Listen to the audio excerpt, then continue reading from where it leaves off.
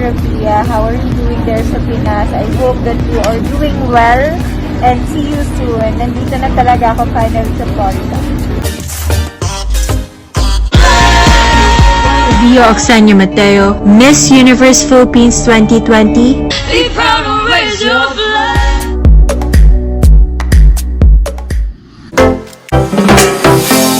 I love you all. Locate this love. Mahal kita, Philippines! Hello mga kabi, isang panibagong umaga na naman at para sa akin ha, kasi kakagising ko lang mga kabi, but today is already afternoon, it's around magsi 6:08, so nandito ako ngayon sa inyo, sa harapan ninyo, talagang dali-dali akong nag-vlog. So bagong lahat, i-greet ko muna kayo ng bonggang-bongga. So hello Miss Earth, Miss World, Miss Supranational, Miss Grand International, Miss Tourism, and also especially Miss Universe. So nandito kayo sa lahat ng Miss Janshar, sa lahat ng pageant international, sa lagang pageant fanatic. Talagang good afternoon.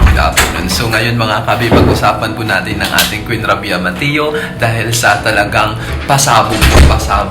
Yung pagdating pa lang niya sa Florida, talagang thank you so much to all Filipino community in Florida because you're always there to support our candidate even since before naman po talaga talagang sumusuporta kayo na nangalaytay po talaga yung dugong Pilipino. So I'm very thankful for those who are there, and I hope that magtuloy-tuloy po yung suporta ninyo until the coronation night, that one day lang naman May 16 lang. So dapat talaga nandyan kayo. So ito lang yung mapapayo ko mga kabi at mga ka-Rabia fanatics ko. It was really for me talagang overwhelmed ang mga pasabog ng ating Rabia Mateo since dito pa naman sa Pilipinas talagang inuunti-unti niya yung pasabog. So magandang strategy yun mga kabi. At yun na nga, talagang lumapag na po siya kahapon sa Florida at mainit po talaga yung salubong sa kanya ng mga community, Filipino community. So thank you so much for your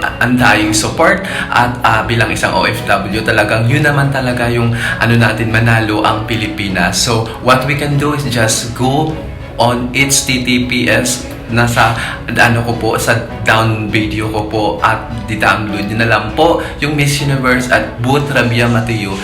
Doon lang ay natin, kumbaga matulungan natin si Queen Rabia Mateo. So isa pa mga kabi, talagang we really thankful at the end of the day, talagang yun yung nagtutulungan tayo. Yun naman talaga yung hadikain natin, yung magtulungan.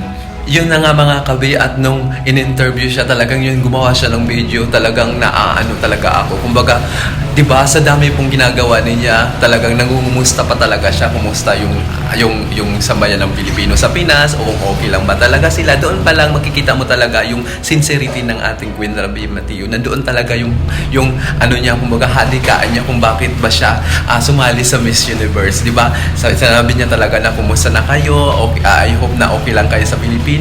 Yun, ganun yung parang hindi nakapokus sa kanya yung ginagawa niya. Kumbaga, ini-spread niya yung pagiging positibo sa buhay, yung pagiging laban lang, yung alam mo yun, yung marami nang nangyayari sa mundo, pero yan doon pa rin yung utak niya, nandoon pa rin sa ating mga Pilipino. So which is kakaiba po siyang kandidata. So yun din naman nakitaan ni Pio Works back na itong babaeng ito, si Miss Iloilo, parang iba siya. Parang yung binalikan ko yung mga sinabi ni Pia Works back, which is ako bilang isang Rabia fanatic, bilang since before naman, so nung nandoon pa siya na talagang compete pa siya for Miss Universe, alam kong itong babaeng ito, iba to, talagang may sense na talagang mananalo, kasi hindi lang po yun, lagi kong inuulit sa vlog ko mga kabina, hindi lang po ganda, hindi lang po height, hindi lang looks, hindi lang yung kabuuan ng sarili mong sa inner beauty, but you know, Miss Universe always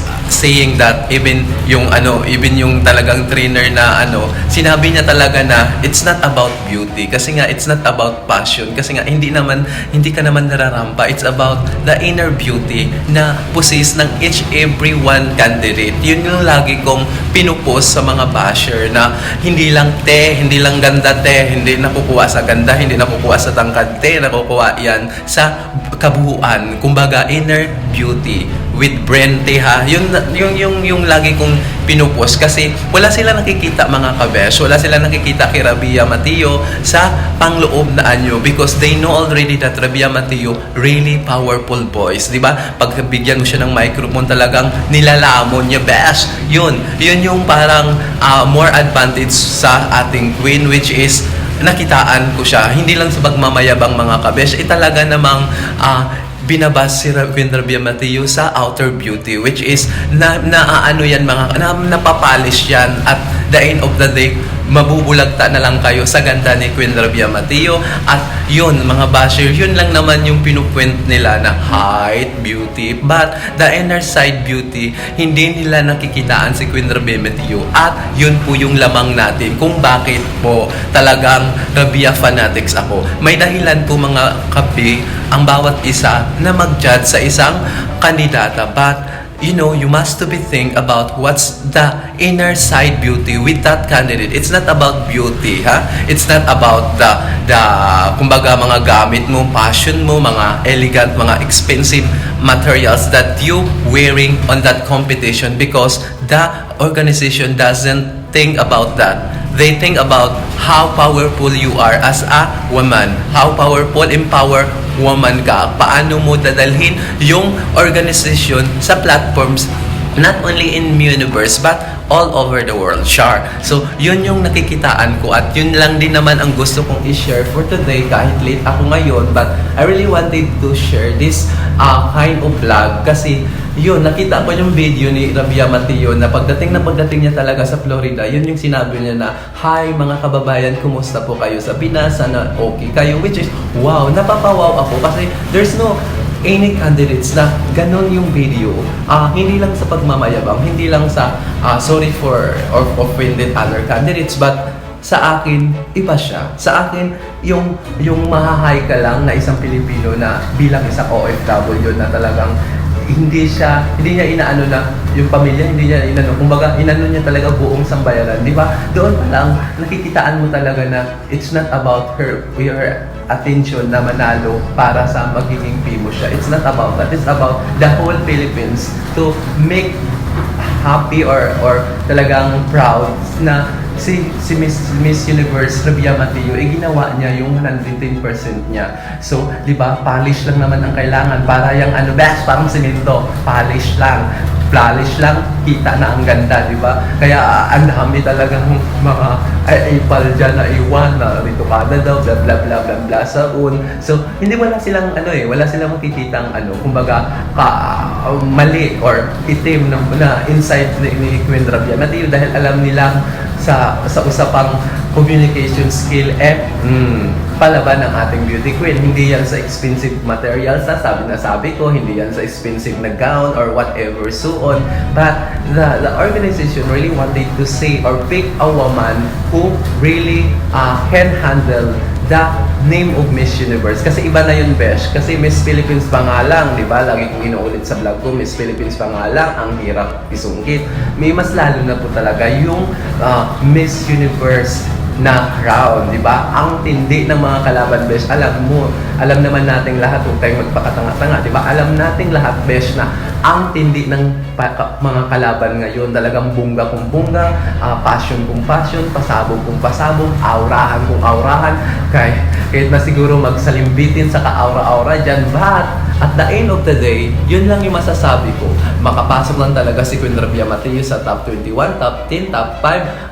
Best, lalamunin na niya lahat sa entamplado. Top 3, wow, Philippines na talaga. So, lagi kong inuulit, thank you for all the team Rabia Mateo, for supporting Rabia Mateo. Thank you for all the makeup artists, the hairdresser, the designer, the 100 designer who really think about the gown, preliminary gown, national costume, and final gown that always there to support nabubulol na ako, so excited kasi talaga to support Queen Rabia Mateo, our own Queen Rabia Mateo, Miss Universe 2021. Lalaban tayo, lagi kong inuulit, lalaban tayo dahil lalaban naman talaga ang ating queen at yun naman talaga yung goal natin, whether win or loss, basta sport ang labanan. Kung ano naman yung maririnig nyo sa kabilang kanto, paparampam-pam na lang beso na pansinin dahil nakaka-apekto rin sa ating Queen Rabia Mateo.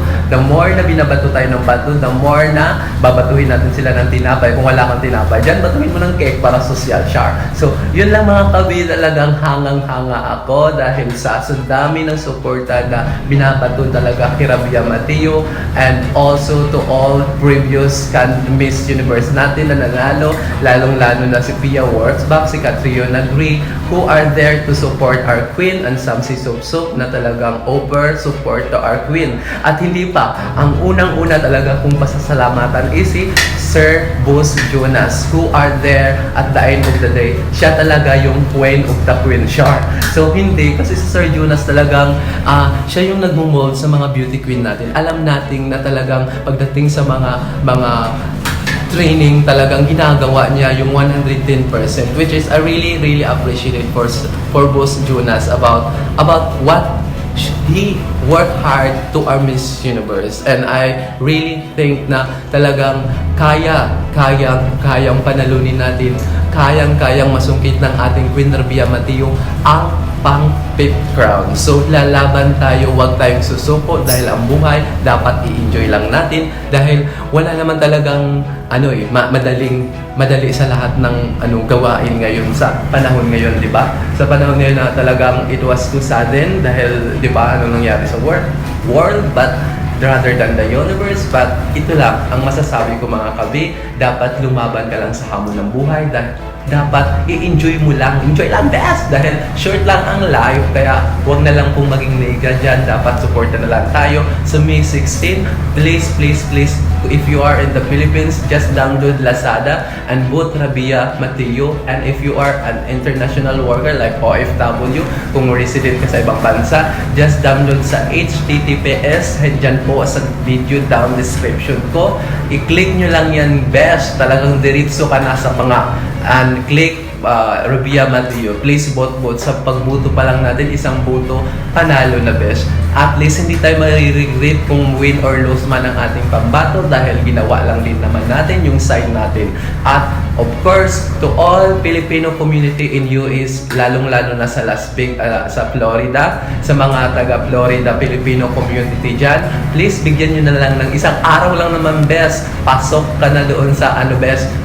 Vote lang sa ating Queen Rabia Mateo, support lang tayo at ipagsigawan natin na tayo mga Pilipino talagang pagdating sa mga beauty, nangunguna tayo. Kaya nga sinasabi nila na Asian powerhouse tayo dahil tayo ay beauty queen maker. So yun lang mga kabi, kung ano yung makikita ninyo at marinig niyo sa kabilang kanto, wag na. So that's all for today mga kabi. Sa mga hindi pa nakasubscribe, please subscribe my channel. Just click down below, Jong Lanza, and like, comment down below, and don't forget to click the notification bell para always updated ka sa ganap ni Jong Lanza. So be lovely, curvy, be hope, and enjoy life lang. Lagi sinasabi yun guys, enjoy life lang kasi ang buhay ay short lang. Thank you!